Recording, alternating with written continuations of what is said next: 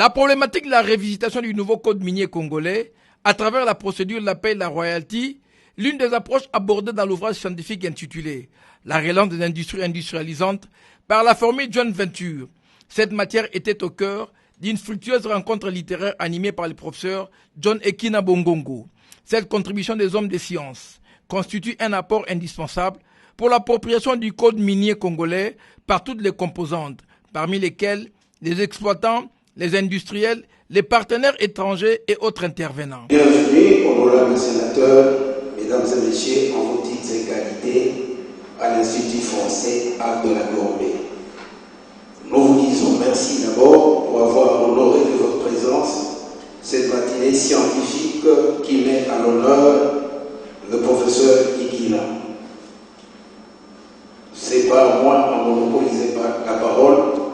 Tout ce que je pourrais vous dire, c'est d'être à l'écoute de tout ce qui va se dire. Assistant, premier ou deuxième mandat, chef de travaux, prendrez de moi la parole le professeur John Ekina Bongongo à plusieurs corps nationaux comme qui pourront nous intéresser aujourd'hui. Il est porteur d'une licence en sciences économiques, option économique, parce que de manière vulgaire dans nos rues, ici à Kinshasa, la classe Nabino. Et à cette époque-là, il avait comme condisciple un certain Corneille, Isaac Corneille Nanga. Et parmi ses autres condisciples également, il y a des députés, des sénateurs. Je fais allusion par exemple aux sénateurs. Parce qu'on peut-être de frustrer certaines personnes et d'écorcher d'autres. Bref, il est toujours dans cette alme amateur.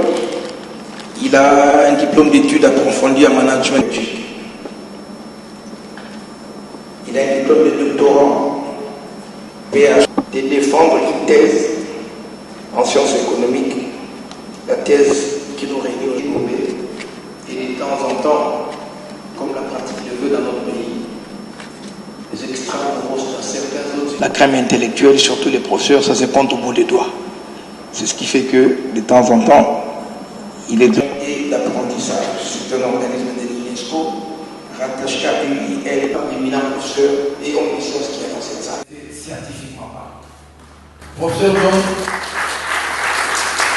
Prime abord, nous acquitter d'un agréable devoir, comme je venais de le dire, vous remercier, vous souhaiter la bienvenue dans ce beau cadre de l'Institut français Al de la Gombe au sein de la médiathèque Floribert Chebeya. Ceci pour échanger autour de l'ouvrage intitulé « Relance des industries industrialisantes par la formule Joint Venture, modélisation du partenariat gagnant-gagnant » dont nous sommes l'auteur.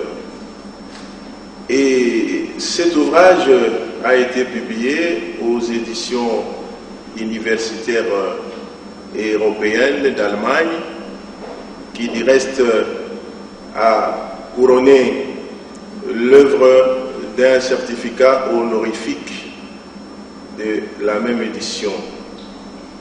Et donc, voilà, on était ensemble et puis nous avons reçu ces prix-là. Alors ici, c'est l'affiche qui a traduit au fait ces prix d'excellence. Et maintenant, position du problème. Alors nous pouvons dire que la quintessence de nos recherches est partie d'une observation. Nous avons constaté que les entreprises de grande envergure que regorge notre pays, notamment la Gégamine et la Soussidaire, étaient arrivées dans une situation d'arrêt d'activité, c'est-à-dire cessation d'exploitation industrielle. Alors le gouvernement congolais avait essayé de réhabiliter ces industries, mais n'a pas pu le faire. Donc il a utilisé les stratégies comme plan triennal, les plans quinquennaux, le programme de relance conçu par lui-même, mais cela n'a pas réussi, faute de moyens de financement. Alors, quels sont les facteurs qui favorisent le risque élevé? D'abord, déficit de prospection de jugement des mines. Chez nous, il n'y a pas vraiment actuellement des experts qui peuvent le faire. Donc nous attendons qu'on puisse nous dire que non, voilà, à Massina, il y a ça et nous y allons. On devrait vraiment avoir ces gens bien formés pour faire des prospections pareilles. La vétusté de l'équipement utilisé. Quand vous utilisez un tel équipement, vous ne saurez pas vraiment rentabiliser votre investissement. L'irrégularité du rythme de production. Tantôt vous produisez 4, tantôt vous produisez 2, tantôt vous produisez 10. Tout ça, l'absence de l'économie d'échelle. L'économie d'échelle veut dire produire plus, mais à un faible coût unitaire. Nous, c'est le contraire qu'on fait. Absence des effets d'entraînement. Ces cuivres-là, si on ne les achète pas, qu'est-ce qu'on en fait? Je ne sais pas, même cobalt, ainsi de suite. Fraude généralisée, le non-respect des causes, statistiques de production tordue. Vous savez, les Congolais aiment être directeurs financiers, ainsi de suite. Mais les étrangers aiment statistiques de production. Mais c'est là où il y a, comment dirais-je, tous ceux qui donnent à l'entreprise les moyens. Alors, donc, l'absence de réglementation, trafic d'influence, manque de transparence, népotisme, ainsi de suite. Voilà, ces éléments-là augmentent le risque et il faut faire en sorte que ces risques-là soient, n'est-ce pas, réduits. Ces facteurs ont entraîné des conséquences sur le plan économique, sur le plan des droits des sociétés, sur le plan fiscal, sur le plan politique, droits humains et environnemental. Voilà. Pendant qu'ailleurs, pour l'environnement, nous évoluons dans la logique de pollueur-payeur, mais chez nous, ce n'est pas le cas. On produit des déchets toxiques, ça détruit l'environnement, mais on signe même un cahier de charges pour payer, mais on ne paye pas. Il y a des choses qu'on doit vraiment revoir pour les besoins de la cause. Pour terminer, nous avons quelques recommandations. Lorsque nous avons présenté la thèse, moi j'ai préparé la thèse ici, mais je l'ai défendue dans la zone CEMAC. Je sais que M. Diop est là, de l'UNESCO, il fait partie de la CEMAC. Alors, nous ici, on dit des recommandations comme ça. Non, là-bas ils ont dit, vous devez mettre des recommandations à tous les échelons de la vie sociale. Donc, commencez par la présidence de la République. Qu'est-ce que doit faire pour le Joint Venture, pour le partenariat? D'abord, promulguer une loi portant dispositions générales applicables aux Joint Venture. On ne peut pas fonctionner sans loi. Comment on va fixer les repères? Comment on va fixer les taux sans loi? On me dira qu'il y a le code minier, mais on entend bien le code minier. Maintenant, ici, la Joint Venture, c'est beaucoup plus général. Si on va maintenant dans les activités autres que les mines, vous allez encore avoir un autre, on aura combien de codes finalement? Code forestier, code des bibliothèques, code des marchands, code des professeurs, voilà, plusieurs. Donc, il faut une loi qui traite la matière des Joint Ventures d'une manière générale. Mettre en place un observatoire, ça je l'ai déjà dit, pour éviter le laxisme. Voilà, mettre en place aussi le décret présidentiel pour un marché financier. Vous voyez, le Congo n'a pas un marché financier. Mais comment on peut parler d'un pays qui se veut vraiment, comment dirais-je, moderne, ou soit qui projette l'année 2030 pour l'émergence, mais aucun marché financier. Marché financier, c'est-à-dire qu'il n'y a pas de banque qui finance à long terme. Hein? Si nous allons là-bas, et même si on fait 5 ans, on ne dépasse pas 10 000 francs, 10 000 dollars. Hein? Crédit véhicule, oui, mais est-ce que tous on a besoin de véhicules? Mais qu'est-ce qu'on fait maintenant? Bon, je prends les véhicules, je vais les vendre pour. Ouais, souvent on fait comme ça. Donc on comprend qu'il faut un marché financier, donc du genre sous-fidé, vous renforcez ça, ça va vraiment aider pour que nous puissions nous financer à partir de notre pays. Ça va éviter aussi trop de complications. Alors les Joint Ventures, c'est quelque chose qu'on doit vraiment promouvoir et ça doit promouvoir le droit de l'homme. Alors on va aller vite pour le gouvernement, nous avons dit des choses. Pour les entreprises GECAMI et la société, nous avons dit comment doivent se comporter. Hein, maîtriser la gestion, endiguer le mot qui ronge les joint ventures, strict respect des conditions, minimiser les risques, ainsi de suite. On a prodigué quelques conseils, et puis tout ça on ne doit pas lire. Aux partenaires étrangers, faire preuve de transparence dans la gestion quotidienne, le respect des engagements et faire promouvoir profondément le respect des droits de l'homme et de l'environnement. Il y a aussi un problème. Les Congolais acceptent la corruption, mais qui corrompt les Congolais? C'est aussi ça le problème. Si vous êtes contre la corruption, allez, il ne faut pas corrompre. C'est vous qui posez le problème. Vous voulez faire quelque chose, on vous dit de payer ça, vous cherchez des éliminations, vous allez tout faire pour dissuader, pour amadouer, pour corrompre. Alors, nous sommes dans un environnement aussi précaire. C'est à eux d'abord d'éviter la corruption. Ils doivent éviter la corruption et les achats de conscience, les investissements spéculatifs. La spéculation, c'est quoi? C'est un investissement où on voit que bon, d'ici là, je gagne et je repars. C'est ça. Il faut des investissements qui doivent vraiment se positionner à très long terme. Des investissements dévastateurs. Lorsque vous êtes à la Gécamine, j'ai été à Lubumbashi, je suis allé à Kasumbalès. On prend tout. Toute poussière, sable, tout, on met comme si on allait jeter quelque part, ça traverse à la Zambie. Là, vous êtes en train de dévaster, susceptible de ruiner l'économie congolaise. Donc, nous signalons que de la part de nos partenaires aussi une certaine discipline, une certaine manière de gérer les choses. Privilégier le règlement à l'amiable quand il y a un problème. Je ne suis pas juriste, mais je suis entouré de juristes. D'abord, l'amiable. Mais les gens sautent dessus. Parce qu'ils savent que sur le plan international, on n'a pas représenté. Il n'y a même pas une loi. Parce que Washington dit ceci. Lorsqu'il y a un problème indifférent, on doit les juger selon les lois de ces pays-là. Là où il y a l'exploitation. Ou une autre loi sur la joint venture. L'absence de cette loi, on va, n'est-ce pas, se contenter de lois générales. Et dans ces lois générales-là, c'est facile qu'on puisse nous avoir. Quand nous disons cette loi-là, parce qu'elles ont toutes ces lois-là, la joint venture n'est pas une invention de la RDC. Là où ça a commencé, entouré de lois. Vous courez pour l'utiliser. Mais sans loi, comment vous allez vous en sortir? C'est ainsi qu'on précise d'avoir la loi pour éviter de recevoir des chaos chaque fois au niveau de l'arbitrage international.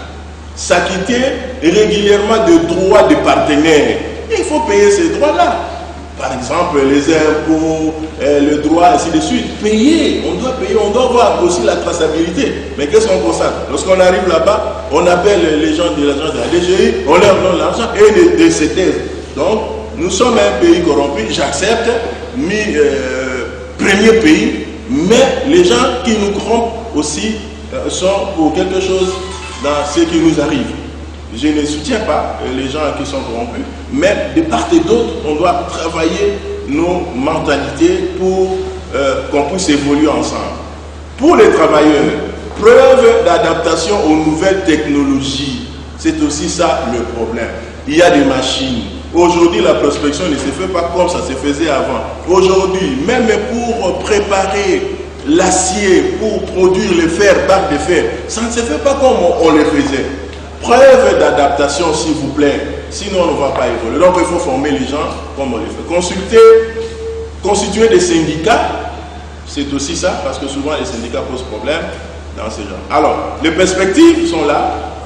Nous disons que, bon, voilà, certains chercheurs peuvent voir de quelle manière continuer, n'est-ce pas, cette étude, poursuivre cette étude. C'est très important pour que nous puissions à tout moment nous compléter mutuellement pour que le partenariat soit réellement bénéfique et totalement gagnant-gagnant. La joint venture se caractérise en Afrique par des taux très élevés d'échec.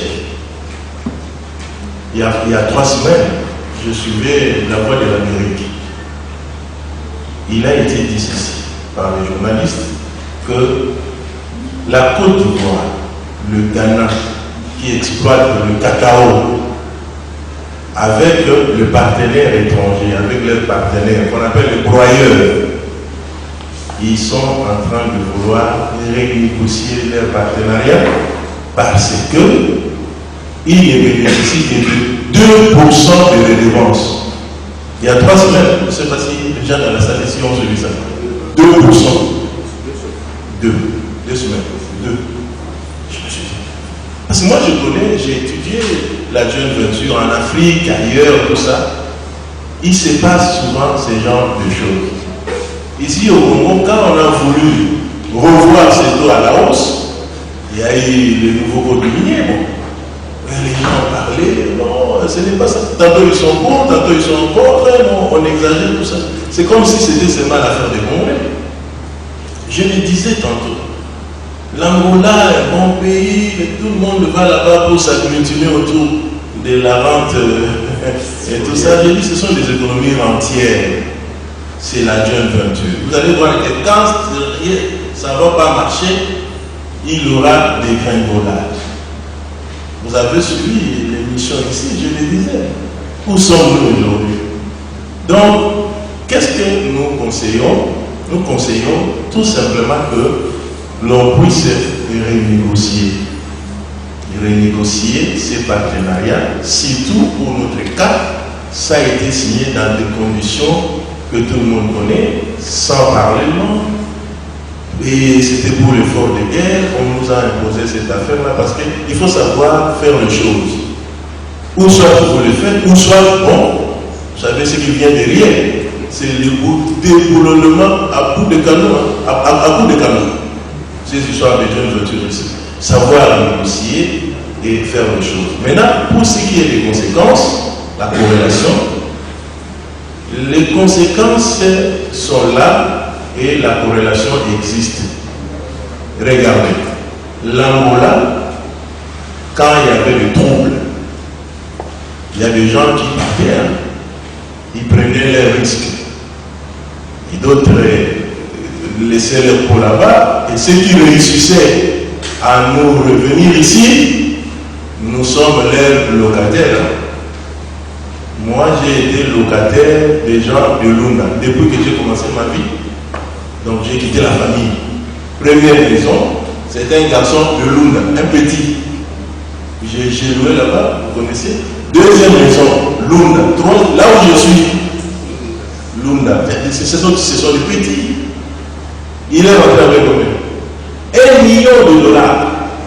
La folie, il ne lui reste que cette maison-là. D'ailleurs, la maison est en vente aussi.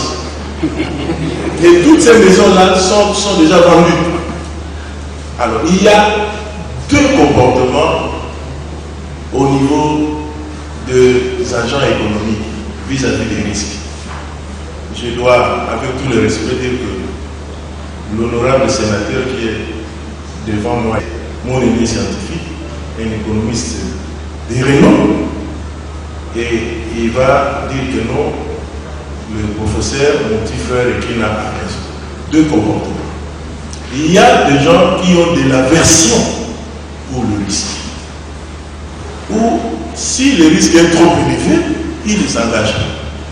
Ce sont des gens comme ça, des comportements.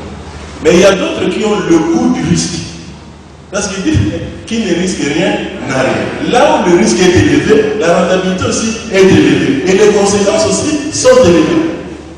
Bouf ou soit ça casse ou ça passe. Mais vous avez vu les gens qui vont tout le temps là-bas. J'étais avec M. Diop au Maghreb, Maroc. J'ai vu, on a vu, là où les gens traversent, ils prennent des risques. Ceux qui réussissent à coster, bon, ils changent de vie. Pour vous informer, notre ami a vécu longtemps en Italie, là où on accueille ces gens-là. C'est un peu ça, les 2 positions. Extrêmes. Mais il y a d'autres qui sont perplexes.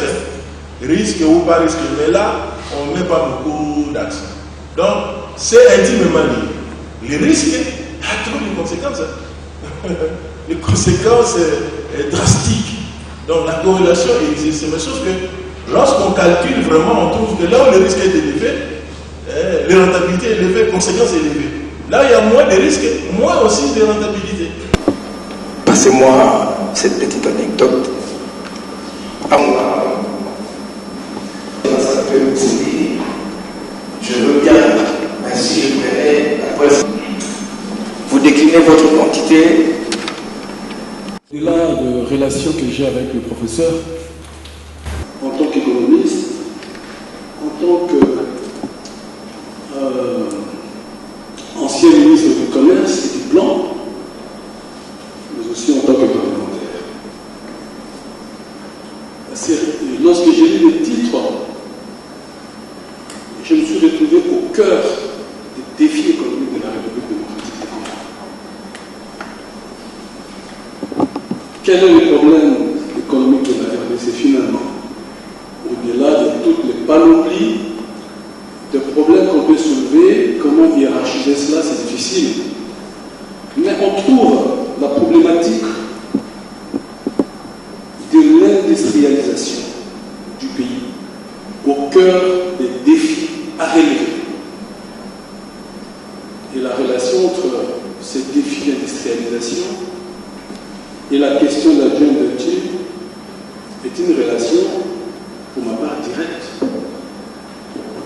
Comment répondre à ces défis d'industrialisation pour un pays désindustrialisé comme le nôtre, mais pour un pays où l'effort de l'industrialisation est certes timide, mais il n'a pas encore atteint le niveau souhaité pour espérer lire son impact sur la croissance de l'économie et le bien-être des citoyens. Et donc je me suis dit, il faut que je vienne pour que je puisse avoir le résumé déduit par l'auteur lui-même, ce que j'ai raté d'abord. Et là, l'auteur me plonge dans une lecture assidue parce qu'à partir de ce soir, je commence à vouloir savoir ce qui se trouve là-dedans. Mais de prime abord, je voudrais dire que le thème est d'actualité, à la fois pour les scientifiques que pour les décideurs politiques. Quelles sont les tendances? Nous exportons plus de 92% de produits primaires et nous en importons 8%. Et c'est là le grand défi. On ne peut pas développer, on ne peut pas se développer si on n'a pas inversé les tendances et si l'industrie ne rentre pas au cœur de l'action économique, au cœur de la décision politique. Merci. Et je voudrais féliciter le professeur Guekina. Tout simplement, d'abord, parce qu'il a osé écrire. Nous sommes en Afrique et la plupart du temps, nous sommes dans des cultures orales.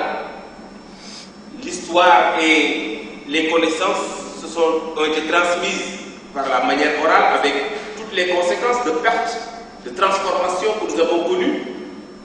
C'est pourquoi, à un moment donné, quand je vois un grand intellectuel prendre la plume et écrire, moi je me réjouis parce qu'au moins, c'est un gars. Je suis le professeur Mwamba Justin, prof Kina à l'ISP de la Gombe. Je suis un littéraire et philosophe, je ne suis pas économiste. Je ne sais pas si il a été informé, il fait un moment donné. Et quand on a voulu poursuivre ce cas, il a besoin de hommes comme lui qui se donnent là, soit exécutés. Je commencerai d'abord par le cadre qui nous accueille, parce que lorsqu'il m'a remis cette invitation, j'ai été frappé par les mots « la France en RDC ». Et pour comprendre cela, j'ai cherché le contraire. Que serait la RDC en France? J'ai vu l'ambassade, les Congolais qui sont en France, les dépliants qui présentent les richesses du pays, les sites touristiques. Alors ça m'a permis de revenir en RDC pour comprendre la France en RDC. C'est peut-être d'abord l'Institut français, c'est peut-être aussi l'ambassade, mais ce n'est pas l'espace géographique qui vient en RDC, c'est aussi les Français en RDC, mais je constate que ici, dans la salle, il n'y a aucun Français de souche, mais il y a un bon représentant de la France en RDC, c'est le langage, la langue française que nous utilisons maintenant, qui appartient à la France et à l'espace francophone, dans la mesure où la culture française ne peut être véhiculée que par la langue française. Et si nous nous référons à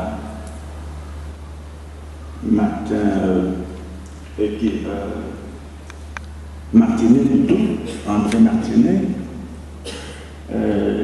la langue est le support de la pensée. Donc il n'y a aucune pensée, aucune culture qui peut être véhiculée sans le langage, sans la langue, et nous sommes dans ce cas-là. C'est ainsi que, répondant aux écrivains africains qui, dans la revue Notre Librairie, avaient commencé à rejeter la langue française pour publier les ouvrages en langue africaine, Sartre leur a dit, lorsque vous dites en français que vous rejetez la langue française, eh bien, vous prenez d'une main ce que vous rejetez de l'autre. Cela pour dire que... Je suis professeur à l'Institut supérieur pédagogique Livre pour le Grand Lac, parce que je suis le chef d'antenne de la librairie Livre pour le Grand Lac. Si vous connaissez bien la librairie Livre pour le Grand Lac, c'est la librairie de référence en RDC, tenue par les Congolais, parce que quand nous parlons de Livre pour le Grand Lac, les gens croient que c'est une librairie rwandaise ou ougandaise, alors que c'est congolais et à vocation universitaire. C'est une librairie. Oui, c'est une librairie qui collabore avec une maison d'édition occidentale. Et en de livres. En RDC aussi, nous recevons les œuvres des plus de 400 auteurs congolais. Et parmi ces auteurs-là, nous avons reçu récemment les livres des profs Ekina. Alors, les témoignages que je vous donne ici, c'est un témoignage de libraire, parce que quand nous avons reçu ce livre-là, il semblait coûter cher. Et j'avais discuté avec le prof, je lui ai dit, bon, vous savez bien la modicité dans laquelle on vit, vous savez bien la pauvreté qui nous entoure, et ce livre risque de ne pas avoir de client. Mais quand nous avons exposé ce livre au rayon, il y a eu des clients et nous l'avons vendu à la librairie. Ce qui manque au livre qu'on nous présente ici, c'est la vidéo, parce que le livre est accompagné d'une vidéo qui a intéressé aussi les clients. Alors, parce que je vous parlais de la librairie pour le Grand Lac, permettez-moi de vous dire que nous possédons dans nos librairies plus de 112 000 titres. Et là, ici à Kinshasa, dans les deux antennes, il y a l'antenne que vous avez sur le boulevard du 30 juin, à côté de la direction générale de la régie des eaux, mais aussi au croisement des avenues de commerce et Kassai. Et puis nous sommes aussi à Bukavu, nous avons une grande librairie. Alors, nous avons des livres de plusieurs domaines à vocation universitaire, nous avons la médecine, nous avons des livres de politique, des livres de droit, des livres scolaires et beaucoup d'autres. Alors, revenons à ce livre. Ce livre attire beaucoup de clients. Pourquoi? Parce que quand je pose des questions à mes clients, ils me disent qu'il y a une nouvelle théorie de... Moi, je dis ça en anglais, joint venture. En français, ou francisé ça, joint venture, mais c'est joint venture. Alors, c'est un livre qui a eu un prix d'excellence international, prix Omnistriton 2018, et il a eu même le certificat honorifique. Alors, c'est un livre qui se vend, tant bien que mal, mais il se vend, et nous sommes très sûrs qu'il aura beaucoup de clients.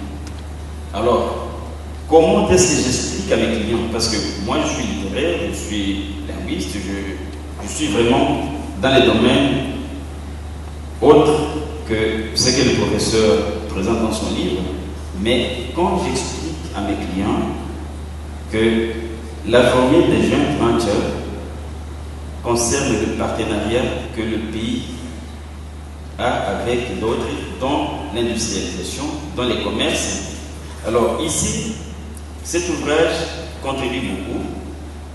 Pour ceux qui veulent voir le type de contrat que nous avons, bon, là c'est l'excellence, peut-être que je peux donner un résumé.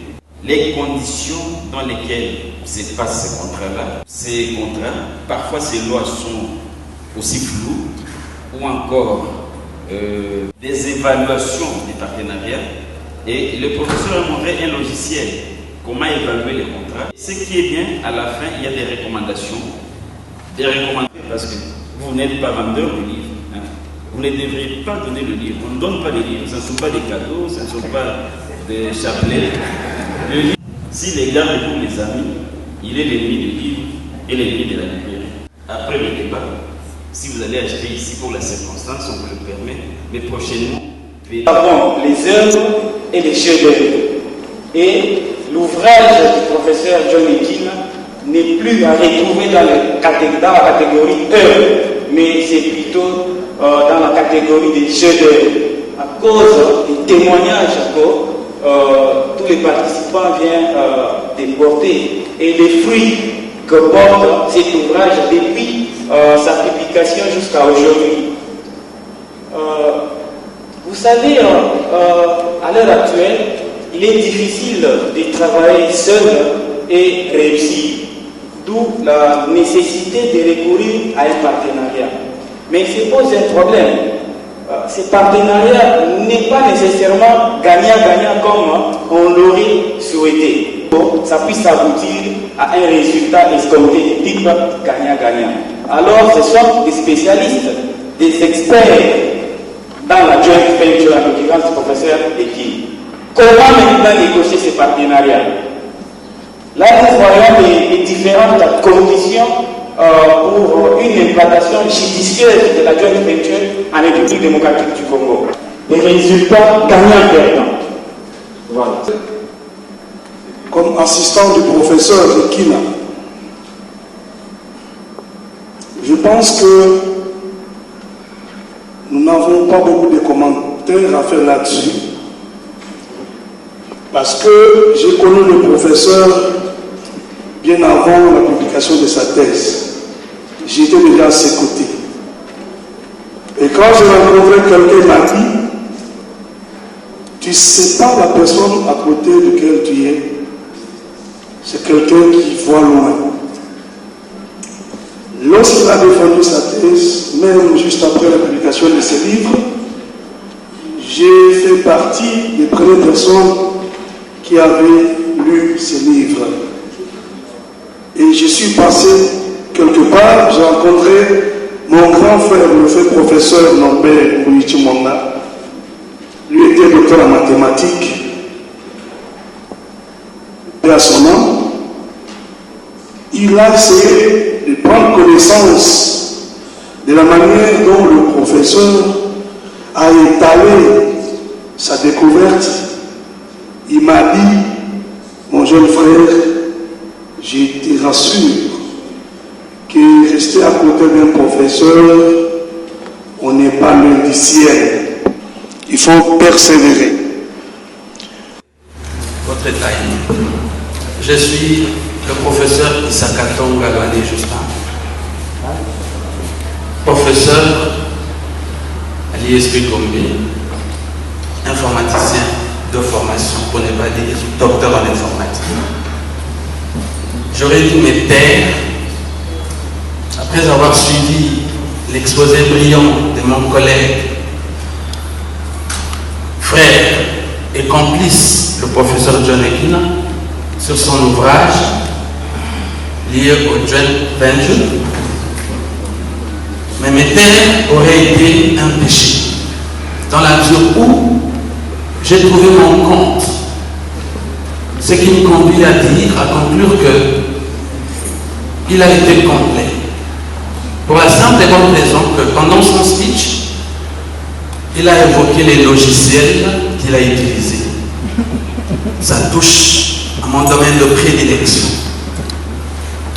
Il est devant nous face à un laptop qu'il est en train de manier. Il a parlé des industries. Et au jour d'aujourd'hui, quand on parle d'industrie, on ne peut pas ne pas toucher à la robotique qui est l'une des composants de l'informatique, des domaines de l'informatique.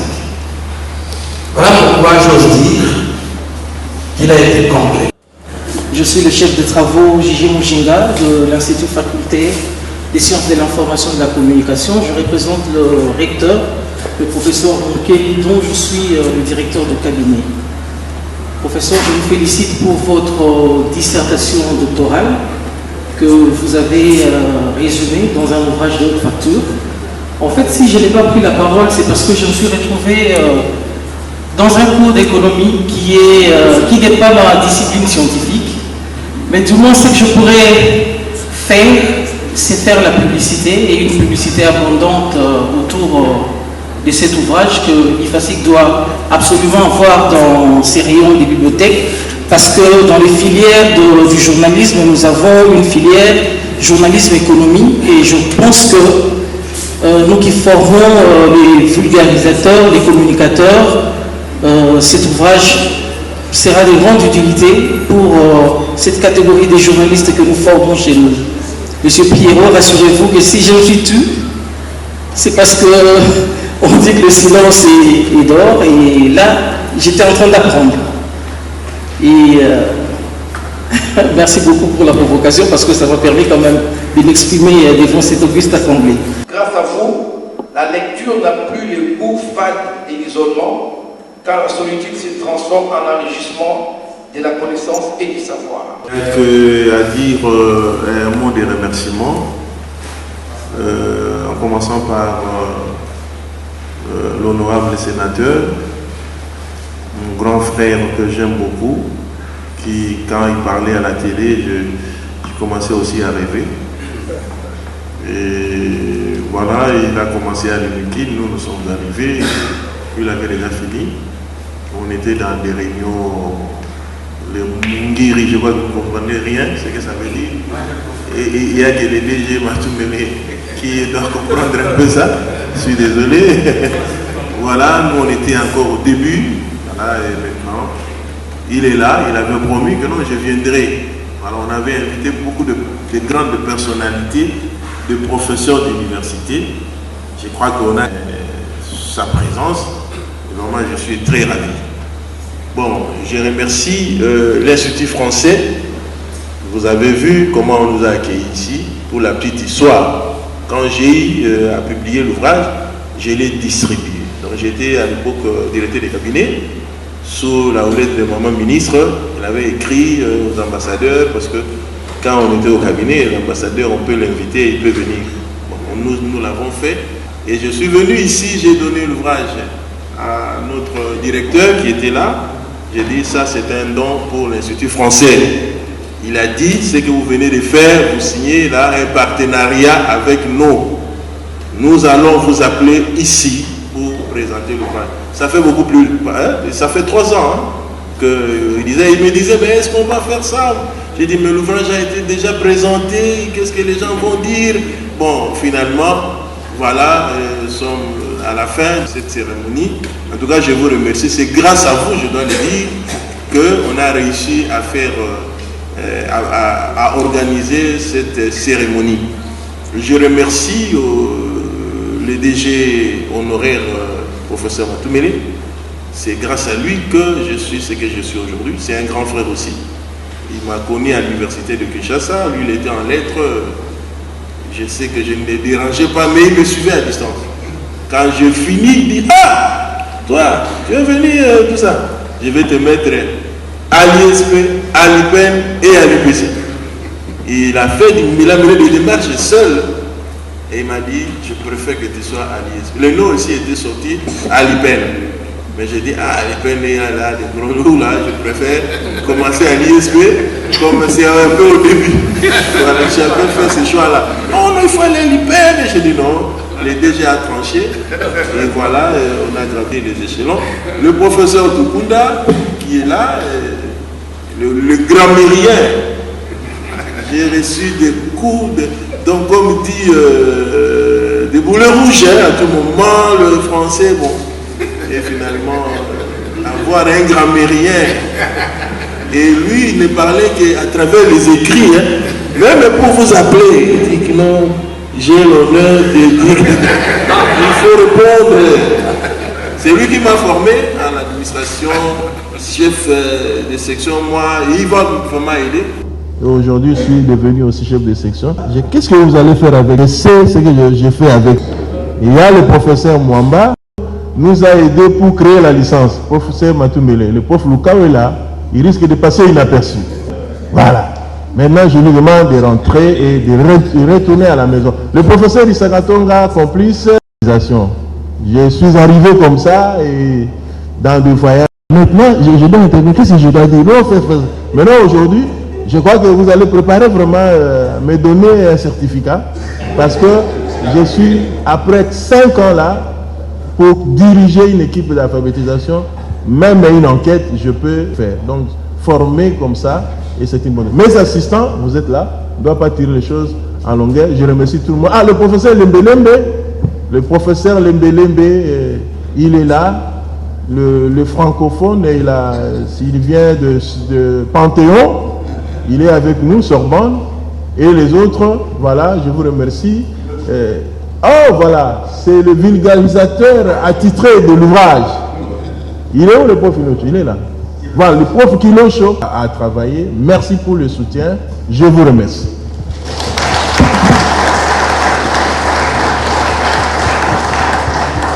Bon, la John 28 traduit au fait ma petite contribution que j'ai faite en réalisant mon ouvrage intitulé Relance des industries industrialisantes par la formule John Venture, modélisation du partenariat gagnant-gagnant. Dans cet ouvrage, j'ai tout simplement retracé le début de ce partenariat, son évolution et son aboutissement macabre. Tout est parti d'une observation. J'ai constaté que les industries de grande envergure de notre pays, telles que la GECAMINE et la Société, avaient signé des partenariats avec certaines firmes étrangères. Alors, après investigation, j'ai trouvé que ces partenariats étaient mal négociés. Alors, on a décrié la corruption, manque de transparence, répartition arbitraire de parts, énorme avantage au profit des partenaires étrangers, au détriment des partenaires locaux. Et nous avons aussi parlé de la modicité des retombées financières et même économiques.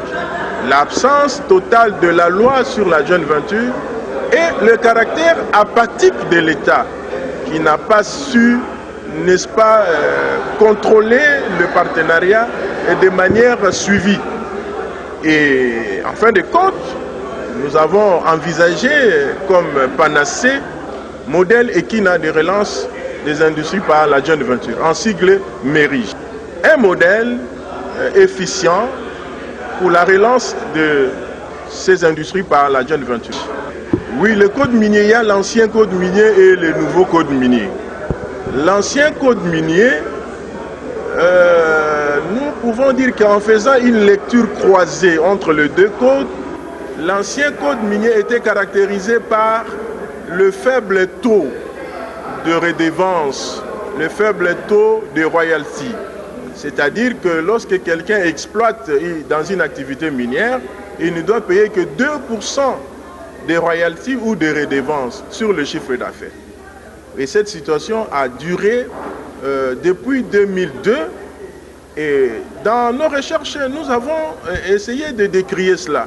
Pour dire que même si on faisait descendre les anges, pour gérer la RDC. Dans ces conditions-là, ça serait pratiquement impossible de booster la relance. Tellement qu'on a beau crier, on a décrié.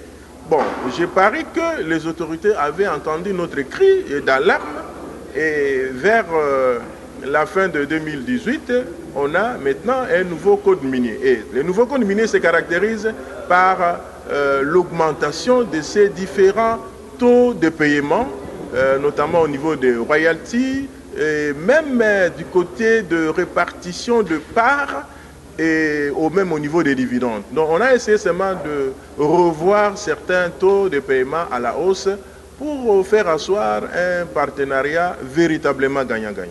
Ce code minier rencontre beaucoup de résistance, beaucoup de difficultés, parce que les partenaires étrangers sont en train de réfléchir par deux fois pour l'accepter. Mais bon, nous sommes en train, nous, scientifiques, d'observer cette situation pour voir comment on va aboutir avec ça. Donc il serait mieux, comme maintenant le Ghana et la Côte d'Ivoire aussi ont le même problème. Le Ghana produit les cacao et même la Côte d'Ivoire, mais avec leurs partenaires qu'on appelle broyeurs, ils se posent pratiquement le même problème. Le même problème parce que la redevance est toujours de 2%. Vous voyez, ça ne concerne pas seulement le Congo, ça concerne aussi d'autres pays, mais la révisitation, c'est ce qui est envisagé. On va révisiter pour qu'on puisse répondre aux défis. Voilà, le gouvernement actuel a besoin de ressources et comme nous, il n'y a que présentement le secteur minier qui est porteur de ressources. Il faudrait repenser ce partenariat, revigorer ce partenariat pour que cela puisse créer des effets détonateurs, des effets propagateurs pour essayer d'améliorer tant soit peu les conditions de ces partenariats afin qu'il y ait certaines relances.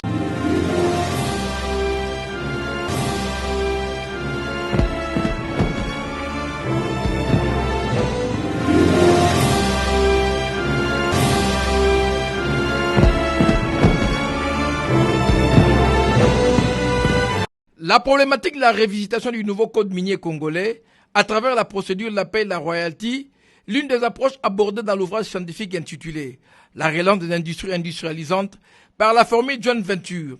Cette matière était au cœur d'une fructueuse rencontre littéraire animée par le professeur John Ekina Bongongo. Cette contribution des hommes des sciences constitue un apport indispensable pour l'appropriation du code minier congolais par toutes les composantes, parmi lesquelles les exploitants, les industriels, les partenaires étrangers et autres intervenants.